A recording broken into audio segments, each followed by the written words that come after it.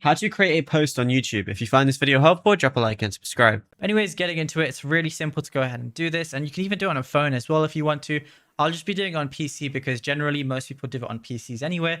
So once you're on here, all you want to do is on the top right, you're going to see the create button. So go ahead and click on that and then just go to upload a video. Now over here, you can drag and drop video files to upload, or I can select files as well. So as an example, we'll just go and select something random. So if I go over here, I'm just going to go ahead and find a random video. So for example, we'll just go ahead and select this. Then once you start uploading, you're going to see you can add a title, a description, a thumbnail as well, which can only be up to 2 megabytes. So just bear that in mind. And, you just want to switch it. If it's made for kids, enable it. If it's not, say it's not made for kids, then go over to tags, which are really important as well.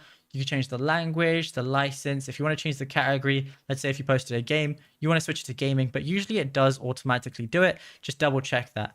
And then you can go to next. You can add an end screen if you want to. And then you can change if you want to make it private, public, unlisted, which means that only people with a link can watch your video. And yeah, it's literally as simple as that.